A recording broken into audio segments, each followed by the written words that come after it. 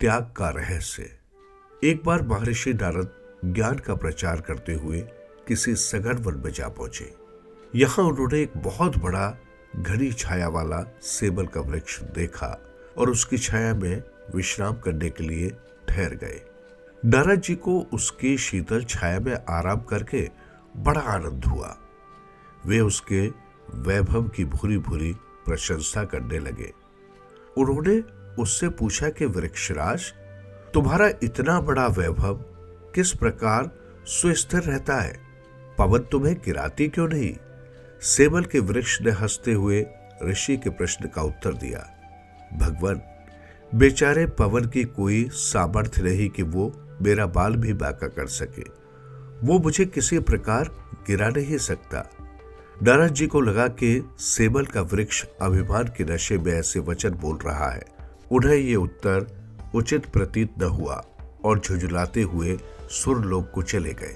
सुरपुर में जाकर नारद जी ने पवन से कहा, अमुक वृक्ष अभिमान पूर्वक धर्म वचन बोलता हुआ आपकी निंदा करता है, सो उसका अभिमान दूर करना चाहिए।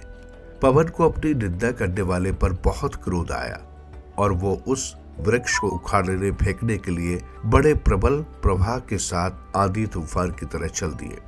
सेबल का वृक्ष बड़ा तपस्वी, परोपकारी और ज्ञानी था। उसे भावी संकट की पूर्व सूचना मिल गई। वृक्ष ने अपने बचने का उपाय तुरंत कर लिया। उसने अपने सारे पत्ते झाड़ डाले और ठूंठ की तरह खड़ा हो गया। पवन आया, उसने बहुत प्रयत्न किया पर ठूंठ का कुछ भी न बिगाड़ सका। अंततः उसे निराश होकर लौट जाना पड़ा। कुछ दिन पश्चात नारद जी उस वृक्ष का परिणाम देखने के लिए उसी वन में फिर पहुंचे, पर वहां उन्होंने देखा कि वृक्ष ज्यों का त्यों हरा भरा खड़ा है। नारद जी को इस पर बड़ा आश्चर्य हुआ। उन्होंने सेबल से पूछा, पवन ने सारी शक्ति के साथ तुम्हें उखाड़ने की चेष्टा की थी, पर तुम तो अभी तक ज्यों के त्यों खड़े हुए हो, इसका क्या रहस्य है? वृक्ष ने नारद जी को प्रणाम किया और नम्रता पूर्वक निवेदन किया, ऋषिराज, मेरे पास इतना वैभव है पर मैं इसके मोह में बंधा हुआ नहीं हूँ। संसार की सेवा के लिए इतने पत्तों को धारण किए हुए हूँ, परंतु जब जरूरत समझता हूँ इस सारे वैभव को बिना किसी हिचकिचाहट के त्याग देता हूँ और ठूंठ बच जाता हूँ। मुझे वैभव का गर्व नहीं था, वरन अपने ठूंठ होने का अभिमान था।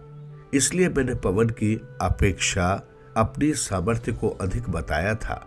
आप देख रहे हैं कि इसी निर्लिप्त कर्म योग के कारण मैं पवन की प्रचंड टक्कर सहता हुआ भी यथापूर्व खड़ा हुआ हूँ। नारद जी समझ गए कि संसार में वैभव रखना, धनवान होना कोई बुरी बात नहीं है। इससे तो बहुत से शुभ कार्य हो सकते हैं। बुराई तो धन के अभिमान में डूब जाने और उससे मोह करने में है। यदि कोई व्यक्ति धनी होते हुए भी मन से पवित्र रहे तो वो एक प्रकार का साधु ही है। ऐसे जल में कमल की तरह निर्लिप्त रहने वाले कर्मयोगी साधु के लिए घर ही तपोभूमि है।